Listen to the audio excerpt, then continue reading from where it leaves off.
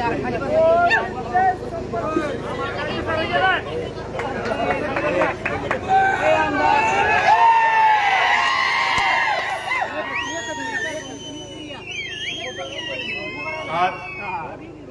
बार्शी विधानसभा मतदारसंघाचे उमेदवार आदरणीय सोपल साहेब यांच्या प्रचारानिमित्त उपस्थित असणारे व्यासपीठावर विश्वास भाऊ बारबोले, ठीक आहे, वेळ कमी आहे, मी व्यासपीठावरचे सर्व मान्यवर असा उल्लेख करतो आणि सातत्यानं या व्यासपीठावरती आम्हा लोकांना बसण्याची संधी निर्माण करणारे जिगरबाज कार्यकर्ते या निवडणुकीच्या निमित्तानं आपणाला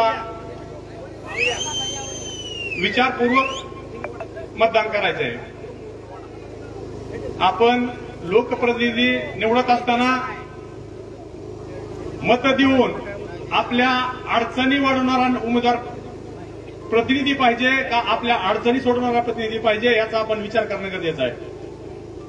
आज आपण 5 वर्ष झालं तालुक्यामध्ये पाहतोय, दिलेला लोकप्रतिनिधी प्रत्येक पावलाला प्रत्येक गावातल्या नागरिकांना अडचण आणण्याशिवाय त्यांच्याकडे दुसरा कुठला कामच नाही। आणि ह्याच बाबतीत दुसरी बाजू पकडायची म्हणलं तर तुम्ही मागच्या 5 वर्षातला कार्यकाल बघा, सोपल साहेबांनी कुठल्याही गावातील कुठल्याही कार्यकर्त्याला अडचणीत आणण्याचा थोडाही प्रयोग केलेला नाही। त्यांचं अडचणीत आणण्याचं काम हे सोबत बसलेल्या स्टेजच्या कार्यकर्त्यापासून सुरू होतंय, ते आपणापर्यंत सगळ्या विरोधी पार्टीपर्यंत सुरू होतंय। त्याचे आपण तुमच्या जवळपासच्या सगळ्याच गावचे आपण उदाहरण बघा, जवळ गावापासून उदाहरण बघितलं तर कळलं की तुम्हाला स्टेजवर बसलेल्या कार्यकर्त्याला सुद्धा सोडायचं नाही। जवळगाव असू द्या, बावीचे डोईपुडे असू द्या, आगळगावचे मोरे असू द्या, हे नावं सांगितली तर 1000 कार्यकर्ते निघतील, ते त्यांना सोबत असणाऱ्या एकाही कार्यकर्त्याला सोडलं नाही। बाबांनो, विकासाच्या गप्पा मारतेत, विकास हा फक्त विकास त्यांच्या एका कुटुंबापुरता विकास झालेला आहे। हा विकास कुटुंबापुरता कसा झाला तर त्यांनी काम करताना फक्त नजरेसमोर टक्केवारी हाच विशेष डोक्यात ठेवून विकासाचे वाटचाल केलेली आहे। प्रत्येक काम करत असताना आपला जर त्यात स्वार्थ असेल, आपल्याला जर 7% 10% मिळत असतील आणि ह्याची खात्री करत असता तुमच्या गावात जर एखादा छोटा मोठा कॉन्ट्रॅक्टर असेल त्यांच्या पार्टीचा, तर त्या कॉन्ट्रॅक्टरला विचारा की बाबांनो, तुम्हाला हे काम एखादं मिळत असताना मोफत आणि कार्यकर्त्याच्या भूमिकेतून तुम्हाला मिळालं का नाही का? तर ह्या सगळ्या गोष्टीचा आपण विचार करावा आणि ह्या 2 उमेदवाराची तुलना करावी। सोपल साहेब आणि मागच्या वेळेस पाणी पुरवठा मंत्री होते, एकाच दिवशी बसून तालुक्यातील 130 गावापैकी 97 गावांच्या रखडलेल्या राहिलेल्या पाणी पुरवठा योजना कुठलाही गाव माझा बरोबर सोबत आहे का नाही या पद्धतीने सोपल साहेबांनी काम केलेलं आहे। आणि ह्या बहादराचं काम तुम्हाला सांगतो, आज तालुक्यात विरोधी असणाऱ्या ग्रामपंचायतीची प्रत्येक गावची यादी सरकारी कार्यालयातल्या प्रत्येक अधिकाऱ्याच्या टेबलवरती आहे की बाबा ह्याचं काम झालं नाही पाहिजे। तर तुम्हाला सांगतो आपल्याला, आणि कुठलं तरी गावात भांडण झालं, तक्रार झाली की काय करायचं की 2 गटात भांडण लावायचं, दोघांवरती गुन्हे दाखल करायचं। अरे बाबा, गुन्हा दाखल करताना तू विचार करणं गरजेचं आहे की 3 ते 7 मध्ये ज्यावेळेस अडकत असतं विरोधी पार्टीचा कार्यकर्ता, त्यावेळेस आपला बी कार्यकर्ता अडकतोय, ह्याचा त्याला भान नसतंय। फक्त समोरच्याची जिरवताना आपला फाशीला गेला तरी चालतंय, विरोधकांना तुम्ही सुद्धा लक्षात ठेवा कार्यकर्त्यांनो की ह्या असल्या वृत्तीच्या मागे आपण जायचंय का नाही जायचंय। तर ह्या माध्यमातून तुम्हाला ह्या गोष्टीचा व्यवस्थित विचार करायचा आहे आणि आपल्या कामा छोट्या मोठ्या कामाच्या अडचणी सोडवण्याचा काम करायचं आहे। ह्यांच्या बरोबर ह्यांचा वरचा नेता फडणवीस त्याच लायकीचा आहे, फक्त त्यानं कधी तुम्ही आता अभ्यास करा, राज्यभरातल्या मतदार लोकांची सर्वसामान्यांची माणसाची कामं करून मतदार गोळा करून एखादा लोक विधानसभेचा मतदारसंघ निवडून आलाय का? नाही। त्यानं काय करायचं, 288 मतदारसंघातले कोण प्रमुख उमेदवार आहेत बघायचं, त्याच्या फाईल तयार करायच्या, आणि त्याला कसं अडचणीत आणायचं आणि अडचणीत आणून आपल्या सोबत कसं घ्यायचं ह्याच पद्धतीचं राजकारण केलंय. बाबांनो, राजकारण करत असताना असं राजकारण करून का चालत नसतंय.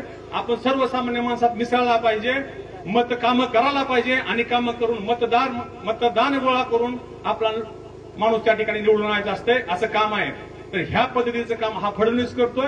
उलट बाजूला पवार साहेब असतील, उद्धव ठाकरे असतील, हे सर्वसामान्य लोकांची कामं करतात आणि लोकांची कामं करून त्या मतदारसंघातून लोकप्रतिनिधी निवडून आणतात. तर आपण ह्या गोष्टीचा सगळ्याचा विचार करून लोकप्रतिनिधी आपल्याला भविष्यात निवडायचा आहे. आपण बघताय कांद्याचा प्रश्न असेल.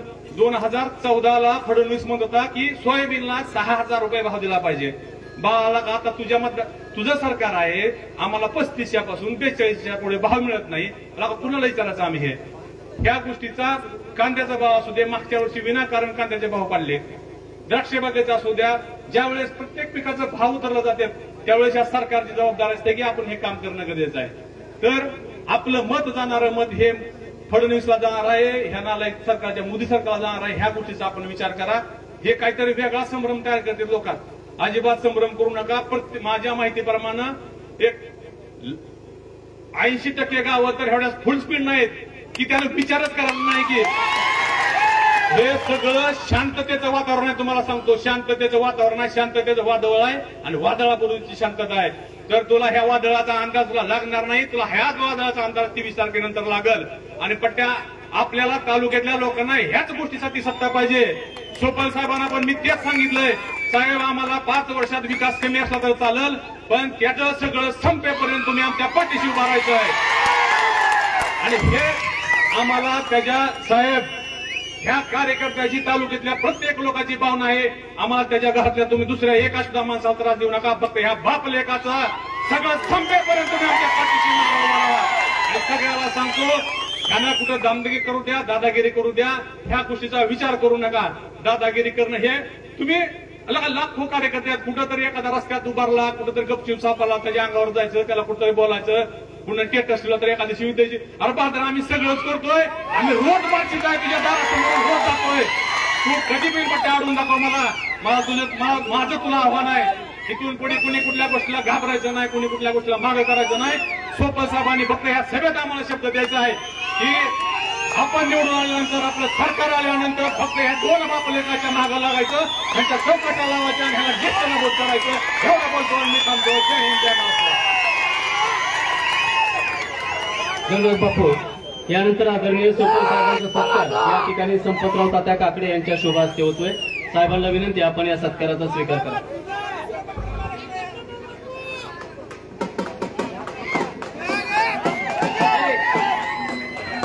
हॅलो. यानंतर वैराग भागाचे नेते सन्माननीय मकरंद मालक निंबाळकर यांना विनंती आहे की आपण आपला वैरागकरांचा हवाला या ठिकाणी दाखवावा. सन्माननीय मकरंद मालक निंबाळकर.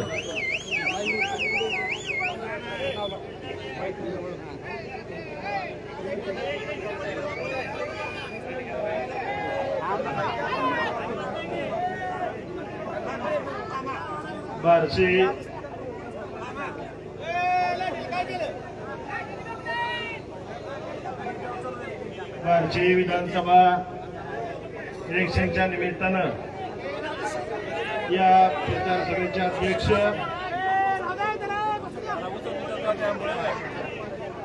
आपले उमेदवार व तुम्हा सर्वांचे नेते आदरणीय सोपल साहेब, माजी नगराध्यक्ष विश्वास भाऊ, युवराज बापू, स्टेजवरील सर्व नेते मंडळी आणि समोर उपस्थित असलेले सर्व वडीलधारी मंडळी आणि तरुण दोस्तांनो, आता बापूने एवढं जोडलंय की आता काय जोडायची गरज नाही. कारण मागच्या 10-15 दिवसापासून आम्ही प्रत्येक गावात फिरत आहे. फिरत असताना अतिशय चांगली परिस्थिती आज आपल्या तालुक्यातील प्रत्येक गावातील आहे. आणि दोन्ही नेत्यांचा जर तुलना केली तर 30-40 वर्षात सोपल साहेबांनी सर्वसामान्य माणसाचं काम करत असताना कधी कुणाच्या खिशाला हात लावला नाही, कधी कुणावर केसेस दाखल केले नाहीत, ना कधी कुणाला त्रास दिला नाही. परंतु मागच्या 5 वर्षात आपण पाहिलं असेल की ज्या माणसाला आपण निवडून दिलं त्या माणसानं प्रत्येक गावातील कोण प्रमुख आहे त्याच्यावर गुन्हे दाखल करणे आणि गुन्हे दाखल करून तुम्ही आमच्या बरोबर या, मग तुमच्या केसेस मिटवतो, ह्या पद्धतीचं राजकारण मागच्या 5 वर्षात झालं. आज आपण बघताय की बार्शीमध्ये मार्केट कमिटीमध्ये काय अवस्था आहे. सोयाबीन खरेदी यांनीच करायची, उडदाची खरेदी यांनीच करायची, ज्वारी खरेदी यांनीच करायची. आज तालुक्यात 4,000 कोटीचा निधी आणला म्हणून गावगावा करतात. प्रत्येक गावात डिजिटल लावले होते, 5 कोटी 10 कोटी आणले. परंतु आज प्रत्येक गावात फिरत असताना कुठलाही रस्ता नीट नाही, कुठलीही कामं चांगल्या पद्धतीची नाहीत, सगळे निकृष्ट दर्जाची कामं आपण पाहतोय. आणि ही कॉन्ट्रॅक्ट कामं घेत असताना फक्त स्वतःच्या भावासाठी रस्ते मंजूर करून आणण्याचं काम फक्त या लोकांनी केलं. आज मला स्वाभिमान आहे की ही वैराग बाग कधी कोणाला बापू घाबरत नाही. आणि भल्या इथं गार केले, त्याच्यामुळे ह्या भागातील लोक आदरणीय चंद्रकांत नानांच्या नेतृत्वाखाली तयार झालेले आहेत. त्याच्यामुळं तुमच्याकडचा लीड किती आहे बापू, त्याच्यापेक्षा डबल लीड आम्ही आमच्या भागातून देणार एवढे या ठिकाणी सांगतो. कारण ह्या भागातील लोक स्वाभिमानी आहेत, कधी पैशावर विकले जाणार नाहीत आणि एकनिष्ठेनं काम करणारी माणसं आहेत.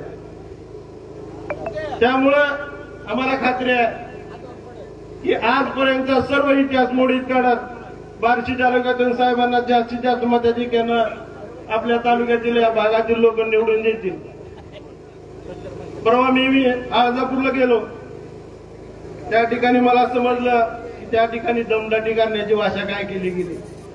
आम्ही बूथ ताब्यात घेऊ, ही घेऊ. बाजराव अजून तुम्ही लय लहान आहे म्हणावं. त्या गोष्टी आम्ही करून करून दमलाव. पुन्हा त्या गोष्टी करायच्या पाळी आम्हाला येऊ देऊ नका. फक्त मला एवढीच विनंती करायची आहे तुम्हाला, कुठल्याही कार्यकर्त्याला किंवा कुठल्या माणसाला जर धक्का लागला तर पुन्हा मला त्याच पद्धतीनं उत्तर द्यावं लागलं, एवढंच या ठिकाणी तुम्हाला सांगतो. कारण तुम्ही प्रत्येक गावात गेले की प्रत्येकाला दम देण्याची भाषा बोलली जाते. कुठल्याही गावात गेले की असं म्हणला, त्यानं दम दिला. जर ह्या पद्धतीनं राजकारण चालत असेल तर आपण सर्वांनी विचार केला पाहिजे. आज बापूंनी मगाशी सांगितलं की त्यांनी कुठलाच माणूस सोडला नाही, त्यांच्यासाठी काम करणारे माणसंही सोडले नाही. ज्या माणसांनी त्यांच्यासाठी पैसे ओतले, त्यांना आमदार केलं, त्या लोकांना सुद्धा अडचणीत आणण्याचं काम ह्या आमदारांनी केलेलं आहे. त्यामुळे माझी सर्वांना विनंती आहे, जेवढा जास्तीत जास्त लीड आपण ह्या भागातून द्याल एवढी अपेक्षा आपल्याकडून बाळगतो. आणि आदरणीय साहेबांचं चिन्ह आहे मशाल, मशाली पुढचं बटन दाबून जास्तीत जास्त मताधिक्य द्यावं अशी विनंती करतो आणि माझे 2 शब्द संपवतो. धन्यवाद मकरंद मालक. विश्वासभाऊ, आत्ताच बातमी अशी आली की इथून पुढचे 3 दिवस कृषी उत्पन्न बाजार समितीच बंद ठेवली. कांद्याचे पण मार्केटचे सगळे निलाव बंद झालेत. मगाशी इथले शेतकरी भेटले, थोडासा कांदा कच्चा असल्यामुळे आम्ही नेला. 27 कट्ट कांदा त्यांनी नेला आणि केवळ 27 कट्ट्यातनं 2-3 दिवस सौदे नाही झाल्यामुळे अक्षरशः पाणी गळायला लागलं आणि त्यांच्या हातामध्ये 27 कट्ट्याची 8,480 रुपये पट्टी त्या ठिकाणी आली. त्याच्यामुळं या भागातल्या सगळ्या शेतकऱ्यांनी विचार करायचा की सोयाबीनची खरेदी यांची क्रांती मिलवाला आणि ते गांधी शेठ विश्वासभाऊ दोघांनाही रात्री एका खोलीत कोंडून ठेवलं होतं. इथून पुढे तुम्ही 2-3 दिवस सोयाबीनची खरेदी करायची नाही. हमाल असतील, तोलार असतील, कृषी उत्पन्न बाजार समितीतले सगळे व्यापारी असतील, यांनी माझ्या प्रचारात जायचं म्हणून ही 3 दिवसाची इंग्रजापेक्षा मोठी सक्ती ज्या माणसानं केलेली आहे त्याच्या पाठीशी आपण उभा राहू नका अशी पद्धतीची विनंती. यानंतर बार्शी नगरपालिकेचे माजी नगराध्यक्ष सन्माननीय विश्वासभाऊ वारबोले आपल्याला विनंती आहे की आपण आपलं मनोगत या ठिकाणी व्यक्त करावं.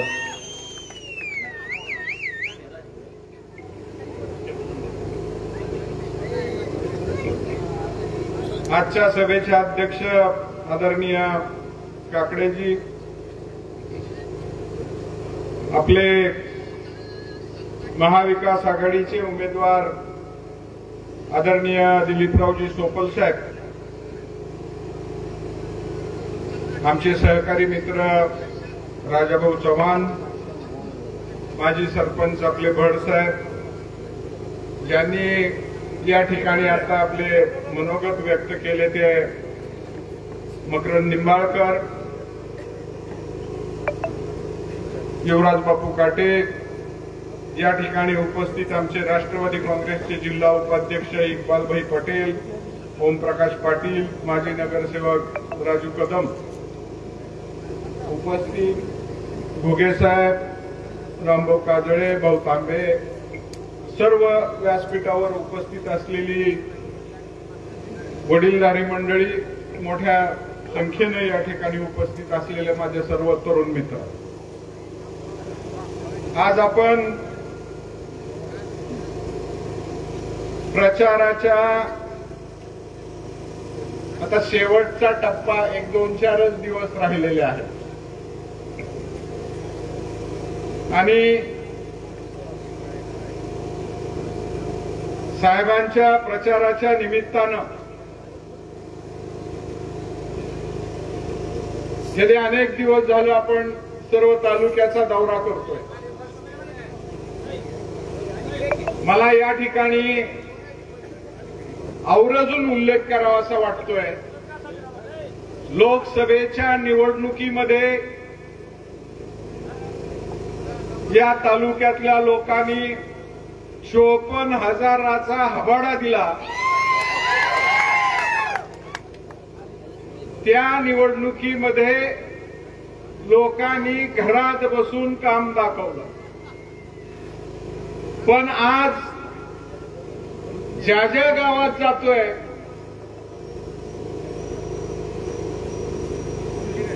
अतिशय उत्साहामध्ये आपल्या उमेदवारांचं स्वागत होत आहे आणि जी काही दहशत होती, गुंडगिरी होती, एकदा 54,000चा तालुक्यानं लीड दिलाय म्हणल्यावर पक्क्या पायानं लोकांनी मनापासून ठरवलं की आता ह्याला आपण आसमान दाखवू शकतोय. ही अशी परिस्थिती या तालुक्यामध्ये आपण आता बघतोय. गेले अनेक दिवस झालं आपण सगळेजण बघतोय. आता युवराज बापूंनी सांगितलं, मकरंद मालकांनी सांगितलं, सुसंस्कृत असा आपला हा तालुका, फुले शाहू आंबेडकरांच्या विचारावर चालणारा हा आपला तालुका. आज काय परिस्थिती आहे? गुंडगिरी, दहशत, मनाला वाटेल ते करण्यापर्यंत ही लोक गेलेले आहेत.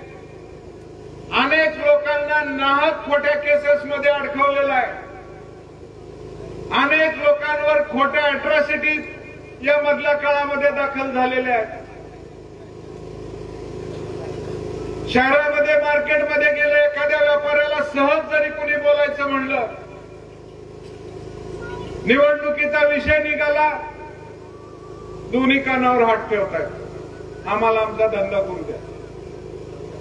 जी एवढ्या दहशतीचं वातावरण, खऱ्या अर्थानं ही निवडणूक या तालुक्यातल्या आणि शहरातल्या लोकांना मोकळा श्वास घेणं आणि खुलेआमपणानं वावरणं, हे या निवडणुकीचं खऱ्या अर्थानं महत्व या निवडणुकीला प्राप्त झालेलं आहे. विकासाच्या गप्पा मारतायत. 4,000 कोटीचा विकास केला. 10% पैसे किती होतात मला सांगा? 400 कोटी रुपये. पैशाची आणि सत्तेची मस्ती ते आपण दिल्लीपासून बघत आलोय. अनेक या देशातले लोक या सत्तेच्या जोरावर त्यांनी पक्षात घेतले. महाराष्ट्रात ही तेच झालं.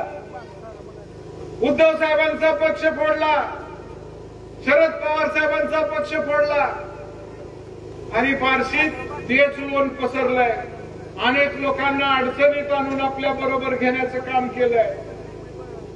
काय त्या अनिल काकाची चूक होती मला सांगा?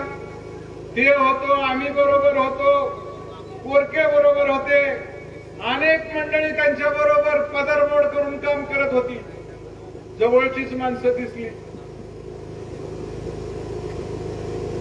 जवळचा माणूस स्वतःच्या पायावर उभा राहतोय म्हणलं की ते खपलं नाही. ज्या समाजानं त्या माणसाला हाताच्या फोडासारखं जपलं, एक मराठा समाजाचा माणूस पुढे येतोय म्हणून या तालुक्यातल्या लोकांनी त्यांना आजपर्यंत 2 वेळा विधानसभेमध्ये पाठवण्याचं काम केलं. मला सांगा, मध्यंतरी गोरगरीब मराठ्यांसाठी अनेक वर्षांनी मनोज जरांगे पाटलांसारखा एक ऊसतोड कामगाराचा मुलगा समाजाचं नेतृत्व करतो.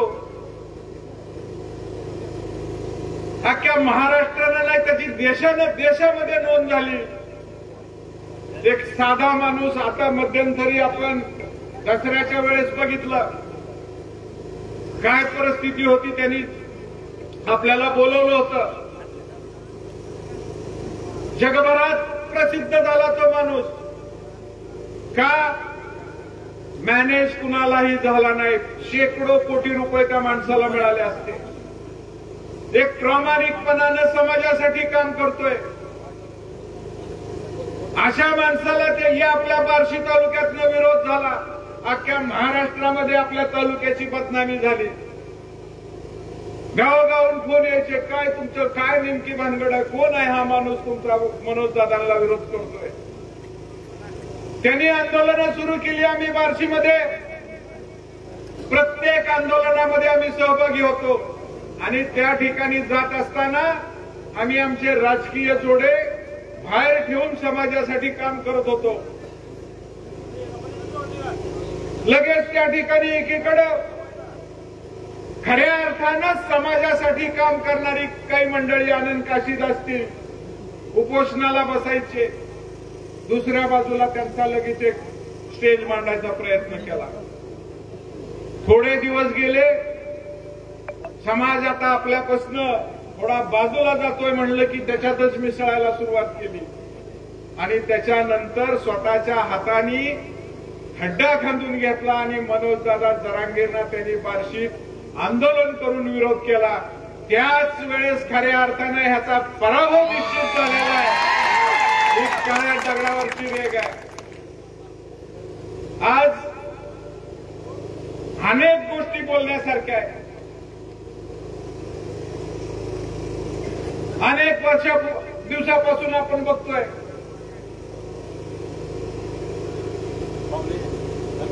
ग्रामीण भागातला शेतकरी आदरणीय शरदचंद्रजी पवार साहेबांनी अख्ख्या देशात पहिल्यांदा कर्जमाफी केली 72,000 कोटी रुपयाची. या शेतकऱ्यांकडे बघण्याचा दृष्टिकोन पवार साहेब असतील, उद्धव ठाकरे साहेब असतील, काँग्रेसची मंडळी असतील, शेतकरी केंद्रबिंदू मानून आता हा जाहीरनामा या निवडणुकीच्या निमित्तानं तयार केलेला आहे. काय परिस्थिती झाली? कांद्याची परिस्थिती तशीच, कापसाची परिस्थिती तशीच, सोयाबीनची परिस्थिती तशीच. मध्ये लोकसभेच्या निवडणुकीच्या प्रचाराच्या निमित्तानं शेवटची सभा त्या तानाजी चौकामध्ये झाली होती. मला कांदा नको, सोयाबीन नको, आरक्षण नको, फक्त देशप्रेम पाहिजे म्हणून छाती पडवून घेतली होती. म्हणजे काय शेतकऱ्याविषयी कळवळा, कुठून देशप्रेम एवढं निर्माण झालं, आपण काय करत होतो, ह्याच्यापूर्वी काय उद्योग केलेले आहेत आणि आताच तुम्हाला देशप्रेम सगळं एवढं उतरायला लागलं. ही परिस्थिती या तालुक्यानं ओळखलेली आहे. आज फक्त पैसा एवढंच त्यांच्याकडे राहिलेला आहे. मी सोपल साहेबांच्या पहिल्या निवडणुकीपासून प्रत्येक निवडणुकीला सगळा फिरलेला आहे. 2-3 दिवस तालुक्यात वेगवेगळ्या ठिकाणी जाऊन आलं की अंदाज 100% येतोय. हा तालुका काय करणार आहे, शहर काय करणार आहे. एक आहे मात्र मला त्यावेळेस एक वेगळं चित्र निश्चितपणानं दिसलं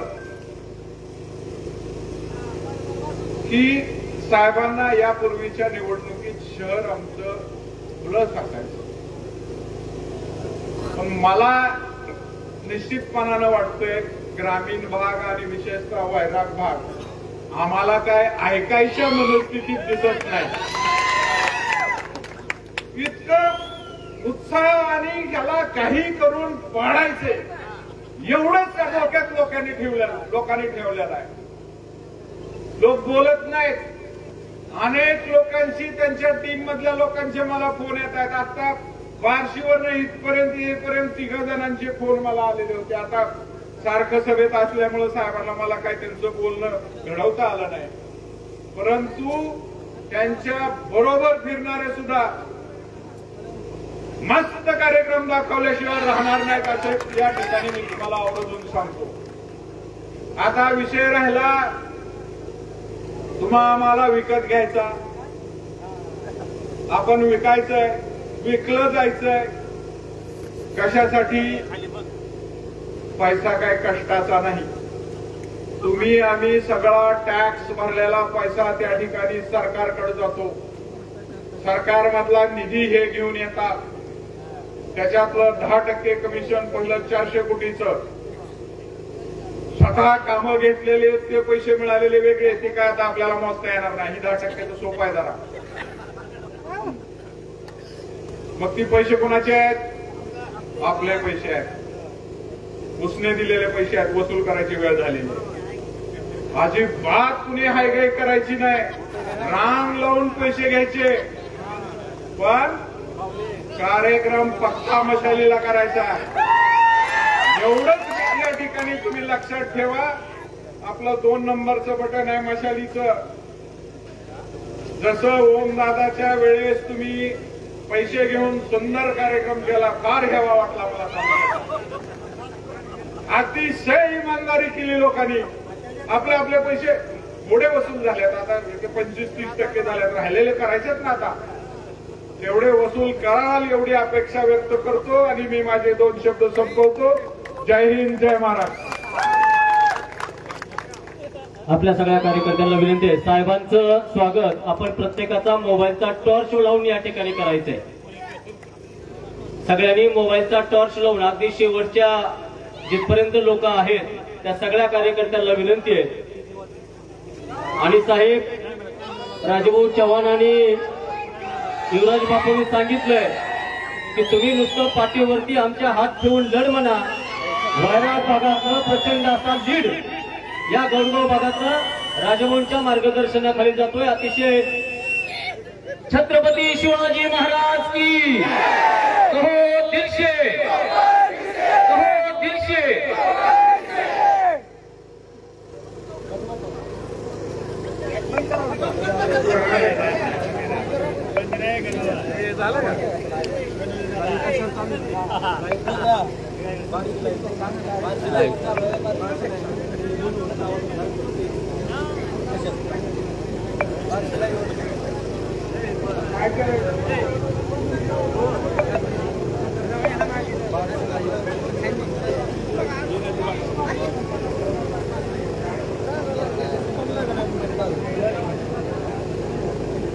आजच्या सभेचे प्रचार सभेचे अध्यक्ष, गावातील आपल्या सर्वांचे ज्येष्ठ नेते आदरणीय तात्यासाहेब काकडे, व्यासपीठावर उपस्थित रामभाऊ काजळे, विश्वासभाऊ बारपुळे, युवराज बापू काटे, मकरंद मालक निंबाळकर, शेजारच्या गावचे दादा जाधव, संतोष दराडे, सौदागर संपाळ, माझे सहकारी श्री नाईकवाडी, दादा भोसले, ओम पाटील, इक्बालभाई पटेल, पाथर्ड्याचे भाऊ तांबे, रमेश तांबुळे, गोगे साहेब, वसीमबाई पठाण, कासारीचे सरपंच सागर आंबुरे, किशोर मांजरे, संगमनेरचे सहकारी आमचे सन्माननीय महेश सावंत, त्याबरोबर सगळे पंकज माळवदे, लवकर लक्षात येत नाही माझ्या, विठ्ठल बाप्पा, माझे प्रमुख सहकारी राजा भाऊ,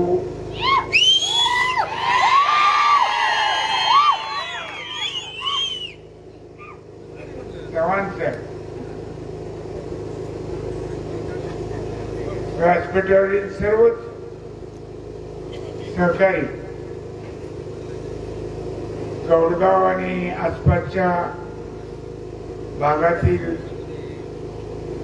उपस्थित आजी माजी पदाधिकारी, खूप मोठ्या उत्साहानं या सभेला आणि रॅलीमध्ये सहभागी झालेले माझे उत्साही तरुण सहकारी मित्रांना आणि सभा ऐकणाऱ्या मायबहिणींना, पत्रकार मित्रांना, गौडगाव हे आसपासच्या 10 गावाचं मूळ सेंटर आहे, मध्यवर्ती गाव, आणि या सगळ्या गावांचं एकत्रीकरण, त्याच्यातून मैत्री, व्यवहार, त्याची एकमेकाची नाळ जुळलेली सगळी गावं, ही निवडणूक ही नुसती विधानसभेची निवडणूक नाही. जरा कमी बोला, इथं उभारणाऱ्याने, होय शांत बसा, पलीकडे जाऊन बोला. ही निवडणूक ही महाराष्ट्राच्या भवितव्याची निवडणूक आहे आणि आपल्या तालुक्याच्या भवितव्याची निवडणूक.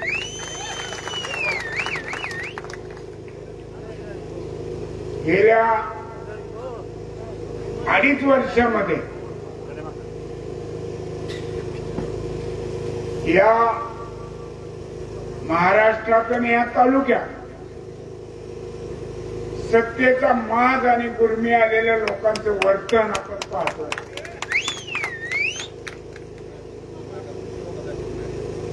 ईडी,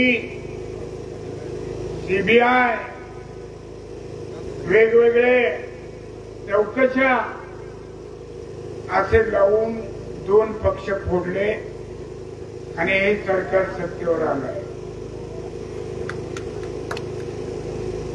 आणि आल्यापासून मुंबईपासून ते ग्रामीण भागापर्यंत प्रत्येक ठिकाणी जनतेमध्ये लोकप्रिय असलेल्या माणसाच्या माग वेगवेगळ्या चौकशा आणि गुन्हे दाखल करण्याचं प्रमाण हे सरकारी माध्यमातून व्हायला लागलेलं आहे. अनेक ठिकाणी या तालुक्यात तर त्याचा कहर झाला. मालवंडीची घटना,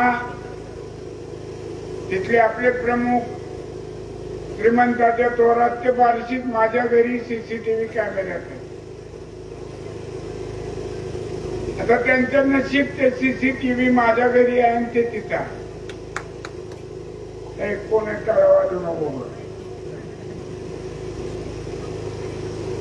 पण इतर ठिकाणी जर असा खोटा गुन्हा झाला त्यांनी कुठला सीसीटीव्हीचा पुरावा नाही.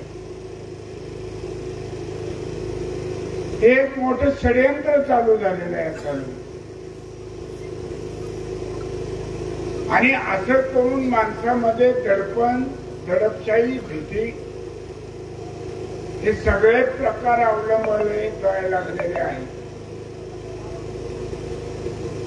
एका बाजूला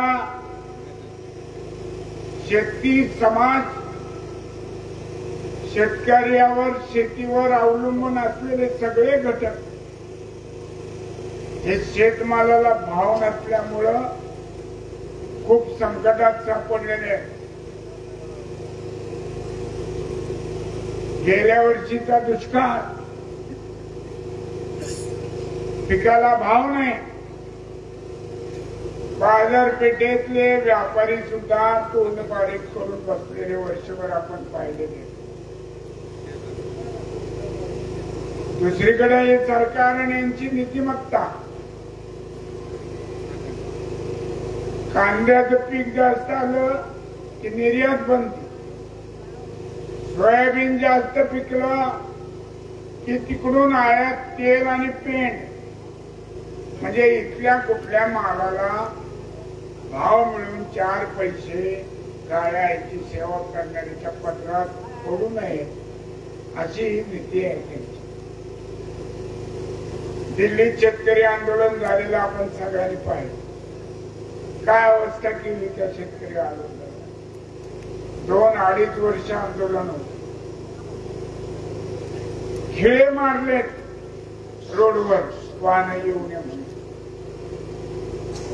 अनेक माणसं त्या आंदोलनात बळी गेली. कुठलंही जनतेचं आंदोलन संपवण्याकडे, चिरडून टाकण्याकडे ही मनोवृत्ती आहे. खेळाडू मुलींचं आंदोलन, साक्षी मलिक कुस्तीपटू, विनेश फोगाट कुस्तीपटू, अजून एक कुस्तीपटू होते त्याच्यात, त्या न्याय हक्क मागत होत्या. त्यांना पोलिसांनी अक्षरशः रस्त्यावर फटफटत नेलं. इकडं एकीकडे शेतकऱ्याच्या कल्याणाच्या गोष्टी करायच्या आणि दुसरीकडे त्याच्या नेमकं उलट धोरण स्वीकारून माती करायची. हेच मुंबईत बसून सुद्धा हे सरकार करत. एक महाराष्ट्रामध्ये सर्वसामान्य कुटुंबात जन्मलेली व्यक्ती जरांगे पाटील साहेब, त्याचा उल्लेख आता विश्वास भाऊनी केला. त्यांनी एक आंदोलन उभं केलं, गरजवंत मराठा समाजाच्या मुलांसाठी. त्यांना सुरुवातीला चर्चेत गुंतवण्याचा प्रयत्न झाला. चांगले चांगले कायदे तज्ञ पाठवले, मंत्रिमंडळातले सहकारी पाठवले,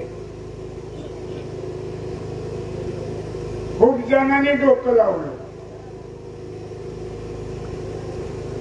त्यांच्या डोक्यातल्या प्रश्नाला जरांगे पाटलाच्या ठाम भूमिकेला कुणीही समाधानकारक उत्तर देऊ शकलं नाही. निस्वार्थीपणाने माणूस आंदोलन करतो म्हटल्यानंतर नुसता मराठा समाज नाही, ज्या समाजाला आरक्षण देतो म्हणून नादी लावलेले दुसरे समाज सुद्धा जरांगे पाटलाच्या पाठीशी उभा आहे. या माणसामध्ये विश्वासार्हता आहे. आपण यांच्या चळवळीला, आंदोलनाला पाठिंबा दिला पाहिजे. कुणाला तरी सरकारमधल्या खुश करण्यासाठी आपल्या बार्शीचे विद्वान बॅरिस्टर जरांगे पाटलांच्या आणि सरकारच्या मध्यस्थी करायला पोहोचतो. आपण कोण आहोत, पुढची व्यक्ती कोण आहे, या सगळ्याचा विचार झाला पाहिजे. आणि कारण नसताना आंदोलनाच्या ठिकाणी समजा भेट दिली, पाठिंबा दिला, लोकांनी कौतुक केलं. पाठिंबा तर सोडा,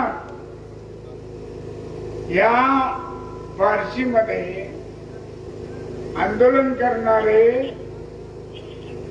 आनंद काशी त्यांच्या ठिकाणी जाऊन आम्ही सगळ्यांनी पाठिंबा देऊन त्या ठिकाणी एक दिवस थांबलो. त्या ग्रस्तांनी त्यांना विरोध केला. जरांगे पाटलाच्या आंदोलनाला पाठिंबा म्हणून वैराग भागातल्या लोकांनी ट्रॅक्टर मोर्चा काढला. त्या ट्रॅक्टर मोर्चातल्या ट्रॅक्टर मालकावर खटले दाखल करण्यासाठी पोलिसावर बार्शीतून दडपण आणलं गेलं. एक जणाचा मला फोन आला, माझं तर ट्रॅक्टर नाही, माझं पुण्यात नाव आहे. मी म्हणलं आपलं दरोड्यातलं नाव नाही, आंदोलनातलं नाव आहे, अभिमान वाटला पाहिजे. काही पिऊ नको म्हणलं. तुला भीती वाटत असेल तर मी वकील आहे, परत एकदा कोट अंगावर चढून तुझ्यासाठी.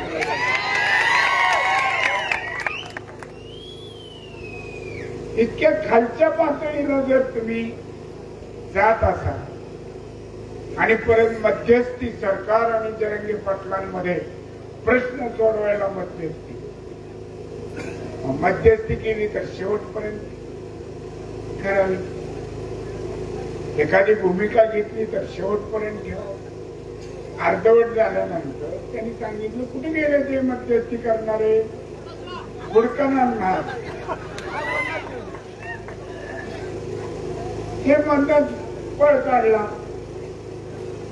त्यांनी त्यांच्या भाषेत बोलले. छाती बडू बडू त्यांना विरोध करायचं. पत्रकार परिषद केली. गरज नसताना ते करण्याची काही गरज होती का? आम्ही पण भेटून आलो. मी माझी भूमिका त्या ठिकाणी त्यांचा सत्कार केला, भगवंताची मूर्ती भेट दिली आणि मी म्हणलं 2016 साली विधानसभेत मराठा आरक्षणाला पाठिंबा देणार माझ्या भाषणाच्या ह्या 3 प्रती तुमच्याकडे ठेवा. त्यांनी त्या घेतल्या. मला म्हणजे शांतपणे वाटते आपण काय काम केलंय, कुणासाठी केलंय हे फक्त सांगायचं. फार चमकोगिरी करायची नसते आणि चमचेगिरी तर मुळीच करायची नसते.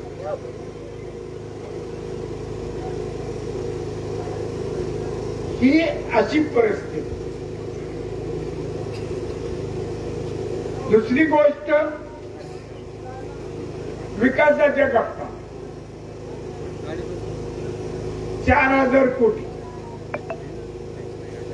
4000 कोटी कुठं कुठं ते बोर्ड लावले गावागावात. मध्यंतरी 4 दिवस आधी डोराळ्यातला बोर्ड वाचला.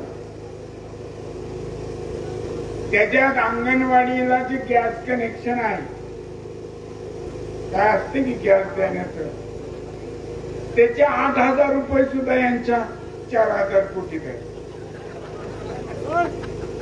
आणि अजून एक 250 रुपयाचं काहीतरी उल्लेख आहे. ग्रामपंचायतीला मिळणारं केंद्राचं डायरेक्ट अनुदान वित्त आयोगात, त्याचे उल्लेख आहेत 4 वर्ष. काय संबंध असतो आमदाराचा? ते राजीव गांधींनी कायदा करून केंद्राचं अनुदान डायरेक्ट ग्रामपंचायतीला मिळण्याची सोय केलेली आहे. जिल्हा नियोजन मंडळातले अनुदान, जिल्हा नियोजन मंडळातला निधी, समाज कल्याणचा दलित वस्तीसाठीचा निधी, याचा आणि आमदाराचा काहीही संबंध नसतो. जिल्हा नियोजन मंडळाचा निधी हा जिल्ह्याच्या लोकसंख्येप्रमाणे आणि तालुक्याच्या लोकसंख्येप्रमाणे वाटप केला जातो. हा तुम्ही एखादी विशेष बाब म्हणून काही घेतला कार्यक्रम तर त्याच्यात सगळे मिळून कलेक्टरच्या त्या मान्यतेनं पालकमंत्र्यांच्या मान्यतेनं एक विशेष काहीतरी तुम्ही करायला लागलेत त्याला मिळा आम्ही केलं बार्शीतले सगळे पुतळे एका ठिकाणी नेले पुतळा पार केला त्याला आराराबा होते त्यांनी मदत केली त्यांच्याकडे गृह खातं होतं आणि कलेक्टर होते त्यांनी सुद्धा विशेष निधी त्यासाठी जिल्हा नियोजन मंडळातून दिला असं वेगळं काहीतरी करावं लागतं रेग्युलर येणारं माझाच मुळच आलं असं म्हणून चालत नाही काही भरीव कार्यक्रम करायला असं काही न करता नुसतं थापा मारण्याचं काम आणि जी कामं पूर्ण झाली या वर्षभरापूर्वी ती सगळी उद्धवसाहेब ठाकरेंच्या मुख्यमंत्री पदाच्या कालावधीत मंजूर झालेली निधी दिलेली कामं यांची अजून सुरू व्हायची आकडे तर 200 कोटी 400 कोटी 700 कोटी मी पण मंत्रिमंडळात काम केलंय मी पालकमंत्री म्हणून 97 गावच्या पाणी पुरवठा योजना निधी सहित दिलेल्या पण एकाही ठिकाणी मी नारळ फोडायला किंवा पुतळ मारायला गेलो नाही लोकांसाठी काम आहे मी म्हणायचं ज्येष्ठाच्या हस्ते करा पायाभूत सुविधा उपलब्ध करून देणे विधानसभेत आपल्या तालुक्यातल्या प्रश्नावर आवाज उठवून त्याच्यातनं न्याय मिळवणे हे लोकप्रतिनिधी आमदाराचं काम कामं मंजूर करून आणायची रस्त्याची आणि ती स्वतःच्या कुटुंबातल्या लोकांनी व्यवसाय करायचा त्या रस्त्याची क्वालिटी काय किती वेळात किती दिवसात त्याच्यात परत खड्डे पडायला सुरुवात होतात 30 वर्ष मी पण आमदार म्हणून तुम्ही मला निवडून दिले आणि मी कुठल्याही शासकीय निधीत न आलेल्या कुठलंही काम बार्शी तालुक्यातलं कधीही केलेलं नाही ना करणार पुढेही करणार नाही इथं सगळं जे काय आहे तो विकासाचा एक आभासी प्रकार आहे 4000 कोटी खर्चायला किती वर्ष लागतील कुठलंही काम मोठं त्याला लिमिट आहे 2 वर्ष 4 वर्ष 4000 कोटी मध्ये सगळी कामं तर मला नियोजितच आहे मंजुरीसाठी पेंडिंग असं तर कुणीही सांगू शकतो सरपंच सुद्धा गावचे सांगू शकतो की आपल्या गावासाठी मी 10,000 कोटी आणले या नावाने आणले ते पुढे नियोजित आहे काय फरक पडतो हे सगळं लक्षात घ्या आणि याही पेक्षा या गावात मध्ये मी या भागाचा आमदार नसताना आणि असताना गौडगाव आणि परिसरामधल्या सर्वसामान्य लोकांच्या अडीअडचणी आणि गावाची महत्वाची कामं पूर्ण करण्याचा आटोकाट प्रयत्न यशस्वीपणे केलेला पुढच्या काळात सुद्धा करणार आणि या निमित्तानं जास्त काही बोलत नाही कारण तुमचा उत्साह सांगतो तुम्ही 20 तारखेला काय करणार विरोधकाच्या मनस्थिती डावाडोल झालेली आहे कुठल्याही थरापर्यंत जाण्याची प्रवृत्ती मुळातच आहे. खोटं बोलणं, खोटं वागणं ते 5वीला पुजलेलं आहे. आता एक व्हिडिओ फिरत होतोय 2 दिवस की माझं पूर्वीच 19च्या चिन्हाचा मी प्रचार केलेला. बरोबर आहे का? 19ला होत ते अखंड शिवसेनेच होत, त्याचा मी उमेदवार होतो. पण आता ते चिन्ह चोरीला गेलेलं आहे. आणि मी त्यावेळेच्या प्रचाराची क्लिप, त्या कुठल्या बाणाला मत द्या असं हे फिरवते. तर त्यांना कळायला पाहिजे की राजकीय दृष्ट्या बार्शी तालुक्यातली जनता ही पूर्वीच खूप मोठ्या प्रमाणात राजकीय दृष्ट्या साक्षर झालेली आहे, हुशार आहे. मी काम करत असलेली आता 3ऱ्या पिढी बरोबर मी काम करतो. ही 2री आणि 3री पिढी या मोबाईल मुळे खूप जागृत आहे. एका क्लिक मध्ये जगातलं सगळं ज्ञान कुठं काय ते सुद्धा कळू शकतं. आणि हे कुठल्या काळात आता 5 वर्षाच्या जुन्या क्लिप फिरवायला लागले, कुणाचा तरी विश्वास बसेल.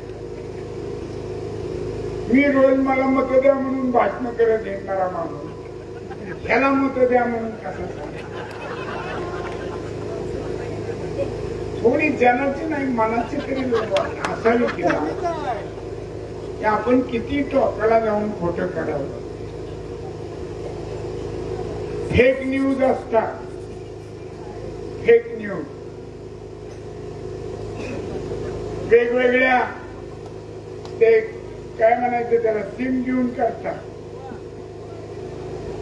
कुठले तरी वेगळे सिम घ्यायचे, त्याच्यावरनं 2 दिवस कुठली तरी बातमी व्हायरल करायची सोशल मीडिया. पण आता सोशल मीडियाचा वापर करून दिल्लीचं सरकार आणतं. आता ती शक्यता नाही. सोशल मीडियावर सत्य काय आहे ते आता लोकांना लवकर कळतं. त्यामुळे माझी आपल्याला विनंती, 20 तारखेपर्यंत आपण दक्ष राहू. ओमराजाच्या निवडणुकीत जसा पैशाचा प्रकार झाला त्याचा प्रकार त्याही पेक्षा मोठ्या प्रमाणात होणार आहे. आणि विश्वास भाऊनी सांगितलेला सल्ला सुद्धा लक्षात ठेवा. हा काही कामाचा पैसा नाही. येणारा पैसा हा कष्टकऱ्याचा पैसा नाही. चोराची चोरी केली तर गुन्हा होत नाही. घोड्याची गोष्ट आहे ना, केवढ्याला आणलं जेवढ्याला आणलं तेवढ्याला दिलं. हिंदीत म्हण आहे, बेईमान से बेईमानी करना सबसे बड़ी ईमानदारी आहे. त्याच्यामुळं आपण कसं घ्यायचं असा शुद्ध भाषेतला डायलॉग मारायचं नाही. आलंय ना येऊ दे, देतोय ना देत राहा. या निमित्तानं त्याचं जे ओझं झालेलं आहे ते हलकं करण्याचं पुण्यकर्म आपल्याला करायचं, हे लक्षात ठेवा. उगाच लाजायचं नाही. हा खरंय. त्याच्यामुळे आणि जे केलंय त्याने ते लोकांपुढे आहे ना. कंत्राटदारी कमिशन, स्वतःची कंत्राटी, लोकांमध्ये दहशत किती दिवस चालतं. जास्त जुलूम दडपशाही झाल्यावर जसा चेंडू जेवढा जोराने आपटाल त्याच्यात दुप्पट उंच उडत असतो. तसा लोकांचा राग जर एकवटला तर तो सुद्धा सोसण्याच्या पलीकडचा असेल एवढं सांगतो. बापूंनी सांगितलं ते सगळे आपण खंबीर आहे. तुमच्या पाठीशी मी नाही, मी तुमच्या पुढे उभा म्हणून खंबीर आहे. म्हणून जो वैद्य झाला वगैरे माझ्यापेक्षा 10 वर्षांनी साहेब मोठे पवारचे माझ्यापेक्षा 10 वर्षांनी मोठे हे अजून कार्यरत आहे. मी अजून 10 वर्ष कार्यरत तसाच राहणार आहे. काही काळजी करू नका. ह्या असल्या फटारड्या गोष्टीला तोंड देण्यासाठी आणि परत ही परिस्थिती उद्भवणार नाही याची खबरदारी घेण्यासाठी येत्या 20 तारखेला हे सरकार आणि हे जुलमी लोक उलथून पाडण्यासाठी महाविकास आघाडीच्या उमेदवाराला म्हणजे मशालीचं चिन्ह घेतलेल्या उमेदवाराला आपण मतदान करा एवढीच विनंती या निमित्तानं करतो. जास्त काही बोलून आपला वेळ घेत नाही. मी बोलायचं म्हणलं अजून अर्धा तास बोलू शकतो. आणि दुसरी गोष्ट महाविकास आघाडीची पंचसूत्र त्याच्यामध्ये यांनी म्हणलंय की लाडकी बहीण योजना तुम्ही मला एक सांगा एखादी योजना सुरू झाल्यानंतर आतापर्यंत निवडणूक आयोगाने थांबवलेली एक तरी जुनी योजना आहे का? संजय निराधार, श्रावण बाळ योजना ह्या 80 सालापासून सुरू आहे. निवडणुका किती झाल्या त्याचं अनुदान यायचं थांबलंय का? नाही. मग हीच योजना निवडणूक आयोगाने कशी थांबवली? ही फसवणूक नाही का? हे बरोबर नाही. आणि तुम्हाला लाडकी बहीणच करायची योजना जाहीर करायची होती तर तुमचं 2.5 वर्षापूर्वी सरकार आलं त्याच दिवशी करायला पाहिजे. लोकसभेच्या निवडणुकीचा दणका बसल्यावर तुम्हाला बहीण लाडकी वाटायला पण भाऊजीच्या खिशातनं किती काढले त्या आमच्या बहिणीला माहिती. हिला 1500 रुपये बहिणीला, भाऊजीला 3000चा दणका. शेवटी 1500 घाट्यातच आहे. पण महाविकास आघाडीची घोषणा आहे की रितसर आणि योजना काँग्रेसच्या राज्यात चालू आहे.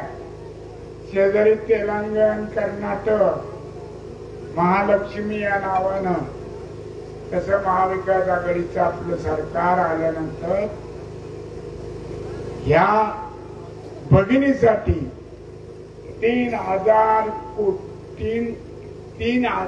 रुपये मलाही 4000 कोटी ऐकल्यामुळे सारखं कोटीवरच चाललंय. माझ्याकडे 2च कोट, एक वकील झाल्यावर वडिलांनी शिवलेला आणि लग्नात सासऱ्याने शिवलेला.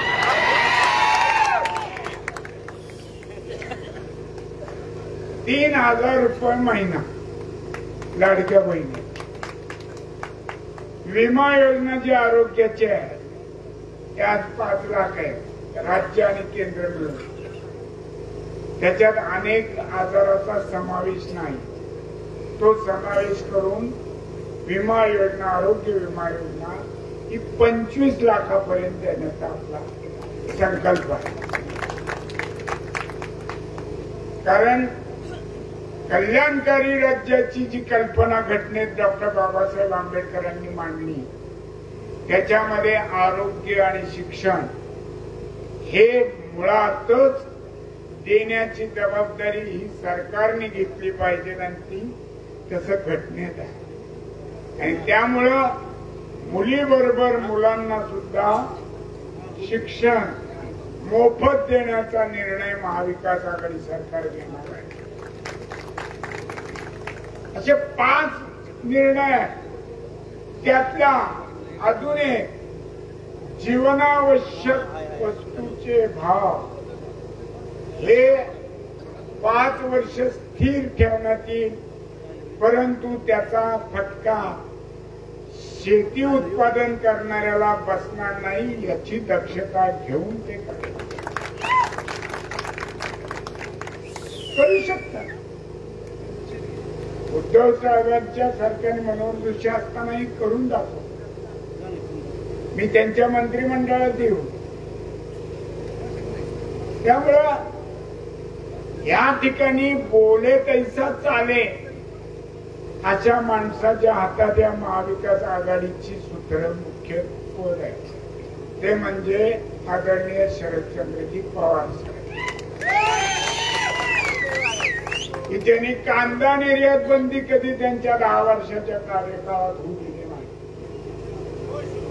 अनेक धान्याची निर्यात पूर्वी भारतात आयात करावं लागायचं लोकांसाठी, त्यांच्या कार्यकाळात हमी भाव निघाल्यामुळे शेतकऱ्यांनी उत्पन्न जादा केलं आणि ते पहिल्यांदा भारतानं पवारसाहेबांच्या मंत्रिपदाच्या कारकिर्दीत निर्यात केलं.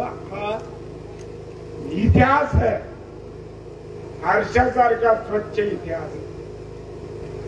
त्यांच्याकडे नेतृत्व, त्यांच्या जोडीला उद्धवसाहेब ठाकरे आणि तितक्याच तडफेनं निर्णय घेणारे कन्याकुमारी पासून काश्मीर पर्यंत चालत जाणाऱ्या लोकांच्या प्रश्नाची जाण येण्यासाठी राहुल गांधी सुद्धा. आणि मग अशी लोकांसाठी आयुष्य वेचणारी, त्यांच्या कुटुंबाने आयुष्य वेचलंय अशी माणसं या महाविकास आघाडीचे 3 नेते आहेत. त्यामुळं या भाजपवाल्यासारखं 15 लाख 803 2 कोटी नोकऱ्या असली थापेबाजी या 3 माणसांकडे नाही. जे बोललो ते केलं या वृत्तीनं वागणारी, या पद्धतीनं वागणारी 3 माणसं आहेत.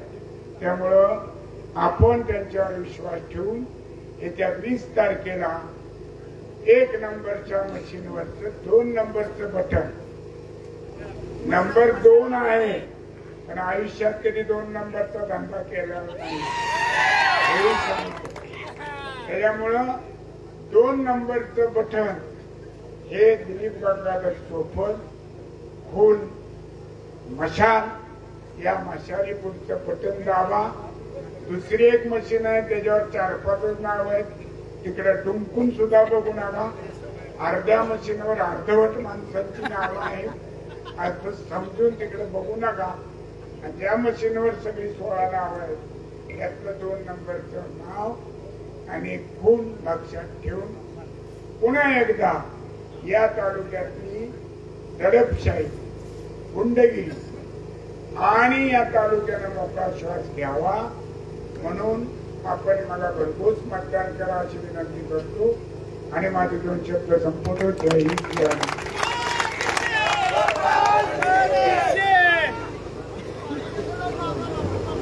उद्या संध्याकाळी ठीक 7 वाजता